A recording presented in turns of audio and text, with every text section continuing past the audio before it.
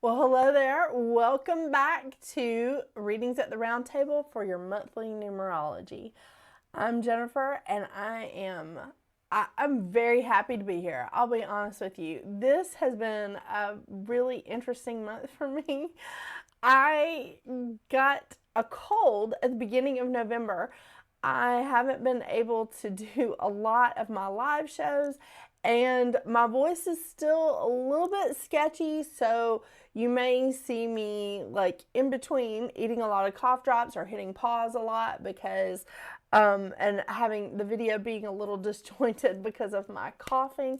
But I have gotten through a really bad cold that went to a sinus infection and then an ear infection, which I haven't had in forever. So I am very happy to be able to report to you for your monthly numerology in December. Oh yeah, here we go.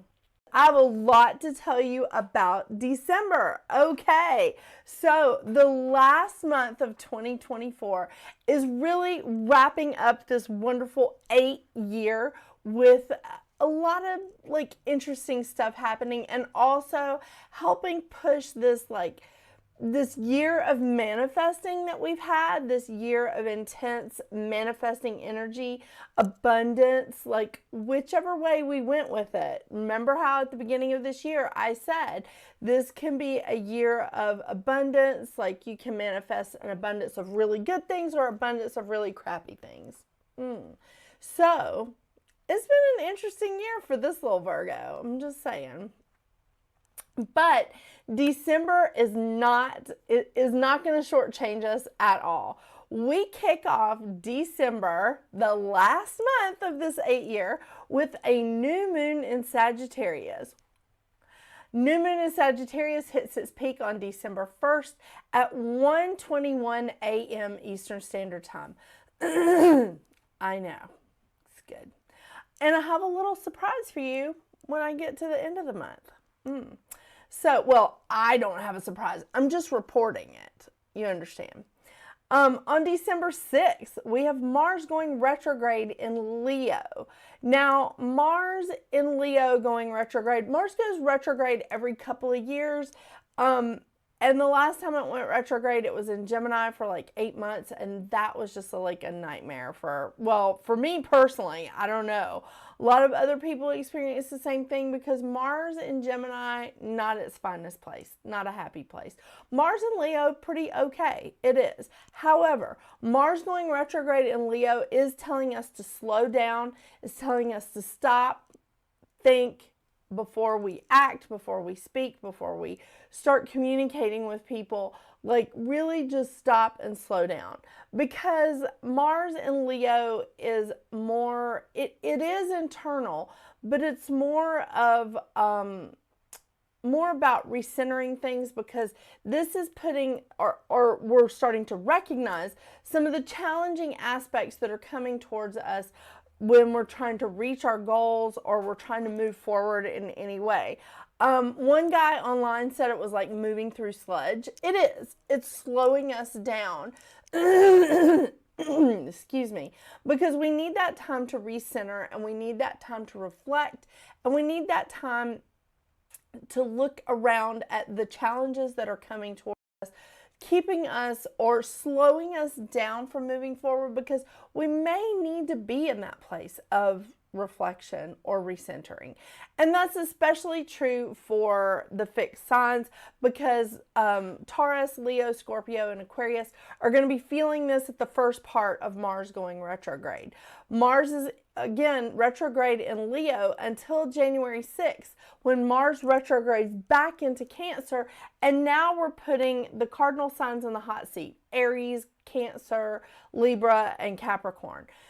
And Mars will be retrograde until February 23rd. Now, when Mars goes retrograde into our like super sensitive Cancer, that's going to make it more of an internal reflection. So just some like fun happenings here in December. On December 7th, we have Venus moving into Aquarius, and we also have Neptune going direct. Venus in Aquarius is fun-filled. I mean, Aquarius is fun-filled. How many Aquarians do you know that are just like, they're the life of the party? I gotta tell you, there's a couple of Aquarians, and you know who you are, that when you guys call me and say, hey, I need an appointment, I will drop everything to run to your phone call and be like, what you got? What you got? I love it. On the 15th, we got some good news because Mercury is going direct in Sagittarius. What? And it's coming at the perfect time because we also have a full moon in Sagittarius on the same day, on the 15th. And for some reason, I don't have it written down as to what time that is, which seems a little odd to me. So let me just go back to my calendar that I put down here. Full moon 4:02 a.m. Eastern Standard Time is when it hits its peak. Yeah. Thank you, Llewellyn. Am I right? On the 21st, we have the sun moving into Capricorn at 4:21 a.m. Eastern Standard Time. On the 24th, we have Christmas Eve for those of you that celebrate. On the 25th, we have, again, Christmas Day for those of you that celebrate. But also, Hanukkah begins on the same day. Happy Hanukkah. On the 26th, we have Kwanzaa beginning. And on the 30th, here's that little bonus, that little special treat for all of us. We have our second new moon of the month. New moon in Capricorn that hits its peak at 5:27 p.m. Eastern Standard Time. I did double check that time. It is 5:27 p.m. Eastern Standard Time according to my Llewellyn's calendar. This is, of course, our second new moon. So this is a black moon, to use the vernacular. This is typically more intense energy. So we have a lot of our pagan friends, like a lot of our Wiccan friends, that they use this energy in rituals and spells or intentions because it's definitely more intense and it intensifies all of those practices. This is definitely a very powerful time, and I love that we're wrapping up an 8-year in this powerful energy. I love it. So just get your intentions, set your intentions for the 2025, the 9-year that's coming. I think this is lining us up perfectly. I love it. So we are wrapping up December. We're wrapping up 2024 with 3 planets and South Node in air, 2 planets in fire plus North Node, 2 planets in water, and 2 planets in earth. We also have 3 planets that are retrograde: Uranus, Jupiter, and Mars. So I really do feel like this is an excellent time. It's very balanced energy. We don't have just like everything in fire or everything in earth. It's really, really balanced energy, and I dig it. I really do. So I want to get out the crystal of the month. You know I didn't forget. So let's see what that is. The crystal of the month is rhodonite, not rhodochrosite, which I mean, those names get mixed up a lot, but it is rhodonite. So I want you guys to see this. It's so lovely. I have lots of different specimens of this. It is primarily pink with a lot of black in it. However, there are some that have more pink than black. I mean, this is a good example. It came from the same batch, so, you know, this I can't, you know, I knew that was going to happen. This is more pink on one side, a little bit gray. And then I have some of these that I love these, but they want to roll around. These 2 are fine examples that, again, I just wanted to give you guys some really great examples of rhodonite before I read from the books. So one book is, there it is, rhodonite. It has healing properties of intoning practices to escalate sound and amplify your connection. It is also excellent. It is an excellent heartstone that helps shed old patterns and pain, which when I looked at the definition itself, it's the exact same. But I like that because, when we have the new moon, and especially with 2 new moons in 1 month, when we have that new moon energy, if you are doing work with the new moon and the full moon, if you're following that rhythm, we release, when we hit that pinnacle of the new moon, we release all the things that we've been steadily releasing from the full moon to the new moon. And we just have one massive, just like push it all out so that we can clear the space to manifest from the new moon to the full moon. I mean, the day after the new moon is when I technically start manifesting. But it's a good time to release this old energy. And I think that is fantastic because we need to do that in order to make way for the new stuff coming in, the new things that we're bringing in. Which, again, this book, I love this book too. An emotional balancer that nurtures love and encourages the brotherhood of humanity. Oh, we need that. It stimulates and heals the heart. It grounds energy, balances yin and yang, and aids in achieving one's highest potential. This stone has strong resonance with forgiveness and assists in reconciliation after long-term pain and abuse, and is beneficial in emotional self-destruction and codependency. I like this. In past life healing, it deals with betrayal and abandonment, clearing away emotional wounds and scars from the past, whenever that might be. I like that because it could be anytime, right? It could be from past life or just last week. Whenever that might be, and bringing up painful emotions for transmutation. It promotes unselfish self-love and forgiveness. It helps in taking back projections that blame a partner for what is really inside oneself. It is a useful first aid stone. Rhodonite heals emotional shock and panic, supporting the soul during the process. It turns back insults, prevents retaliation. It recognizes that revenge is self-destructive and assists in remaining calm in dangerous or upsetting situations. Rhodonite. These are fantastic books, by the way. The Encyclopedia of Crystals by Judy Hall, and of course, Crystal Therapy by and Judith Lukombowski. I think I'm saying that right. Lukomsky, yes, Crystal Therapy. And I think you can still purchase that book even though that one name isn't on there anymore. So, just going to put that right back up there so that we can look at this all month on any of my videos. I know, I like to do that. Well, I like to do that now that I've started this. Okay, I will also be reading from 2 different cards as per usual. Moonology Oracle cards by Yasmin Boland and the Goddess Guidance Oracle cards by Doreen, we're not saying her name. But those are the cards that I'll be pulling from for this month.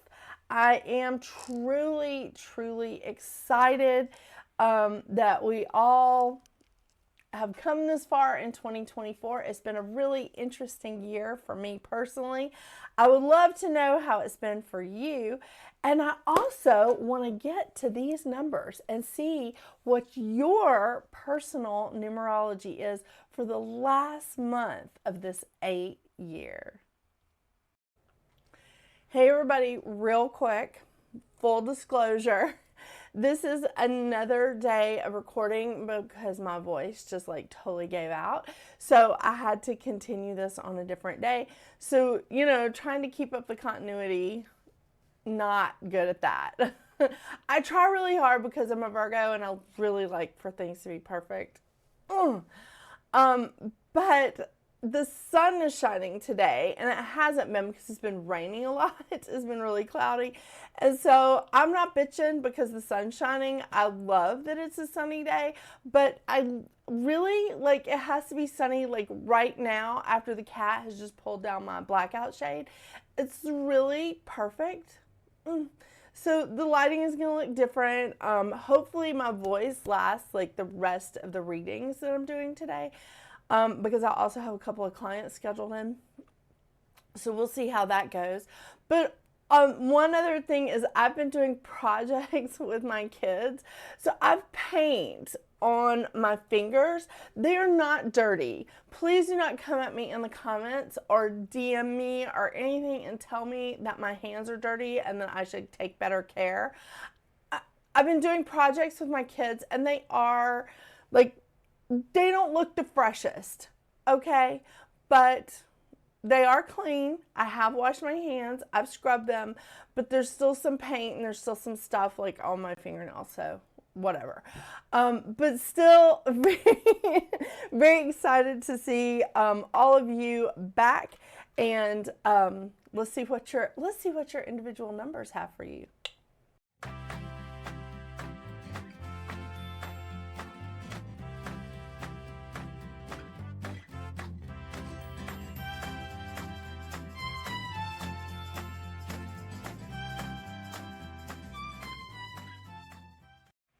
Hello, Life Path 8.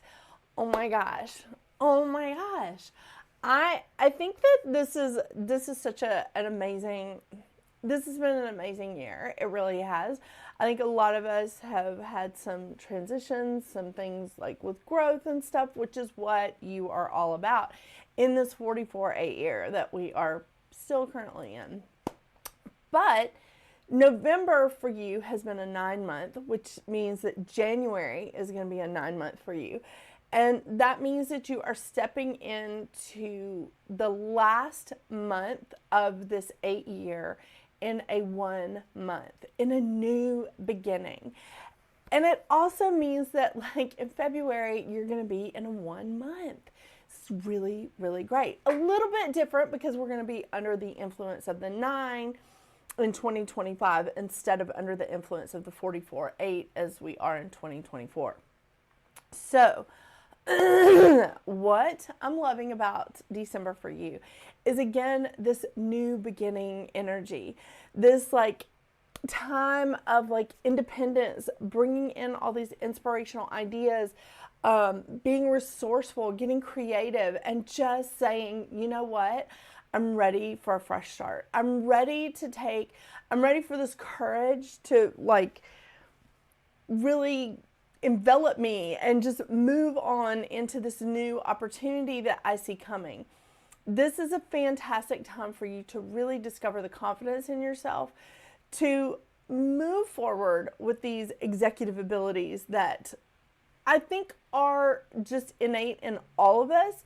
But when we're in that 1 month or that 1 year, it really, really like enhances that. You know what I mean? I think that if you have any projects that you have shelved or anything that you've like put down and just been like, you know what, it's not the right time, or I don't have time to really give it the energy that it needs right now, this is a good time for you to revisit that and for really to like bring in a new perspective, like dust off that idea, dust off that dream, polish it up and say, okay, now I'm really ready for this wonderful new thing. This is a great time for you to step forward, just making that first step and seeing the potential in what could happen. That's like a lot of the law of attraction. That's a lot of manifesting. And 8 is about manifesting and law of attraction. It's combining a lot of the energy of the 4 and the 2, Because the 8, when you turn it over on its side, is the infinity symbol. It just keeps going, you know. So this truly is a wonderful time for you to just get out there and just say, I am the leader in my own life. Yeah. The mantra of the 1 is, I am inspiration and I fearlessly direct my creative ideas into action. Wow. Seriously. So the shadow side of a 1 is isolation, insecurity, and doubt. Now, these can come across as selfish, lazy, or aggressive because people don't like to admit they're insecure. They don't like to admit that they have doubts. And they certainly don't want to tell people why they're isolating. Yeah. So given the fact that your shadow side is about trying to fix other people, or taking responsibility for other people, taking responsibility for their actions, I think that we need to acknowledge when we feel these shadow sides. And I tell people this all the time, acknowledge them, like, you know, give them a hug, but then let them go. We don't camp out in the shadow side, but we don't sweep it under the rug either. That's never a good thing. You know, you can't ignore that. You have to take care of it and just say, okay, I know you're there. I see you, but we're not going to camp out there.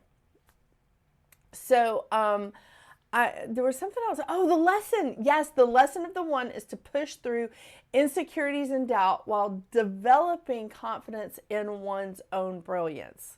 I think that's so perfect for the 8, because the 8 mantra is, I embrace the power within me while honoring the divinity in others. You can acknowledge your own brilliance. You can absolutely do that while still honoring other people. It's not a selfish thing. It's not. Just remember that. So as we wrap up this 44-8 year, I just think that this has been a wonderful experience for me. I hope it has been for, well, everyone, but this has been your year, Life Path 8. And I think that this is definitely like enhancing your ability to see the best in others. And also, like when we're in that 1 month for you, you're seeing a lot of potential. So again, you can see the best in others, but you cannot feel responsible for their decisions to not act on the best part of themselves. Yeah, I know. We don't want to become codependent. Not a good look, right? I know.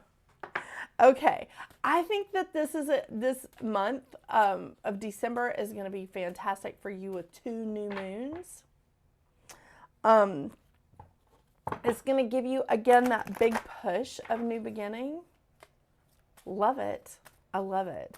So I just love how the numbers line up.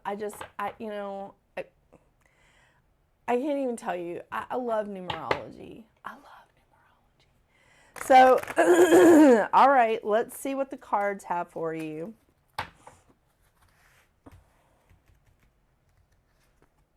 Ooh, Ishtar. Boundaries. That is so appropriate for an 8. There's Mercury. Love yourself enough to say no to others' demands on your time and energy. This is so appropriate because seriously, for you as a Life Path 8, you do feel responsible for other people. You want to fix other people and you want to take on extra responsibilities for their choices. Love yourself enough to say no to others' demands on your time and energy. Please listen to that.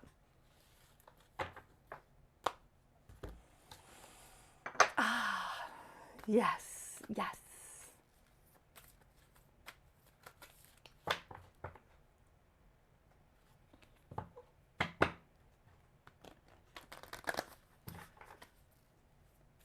Sorry, there's a noise in the other room and like the dog is laying down. Both cats are in here. So I'm trying to figure out like what's going on. You know, is it one of my spirit guides? Is it just a random ghost, which is always a possibility?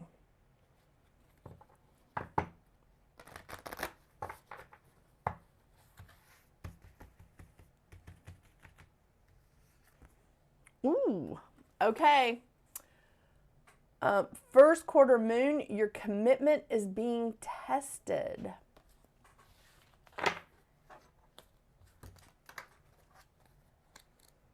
Okay, I always have to search for the ones that are a little bit different.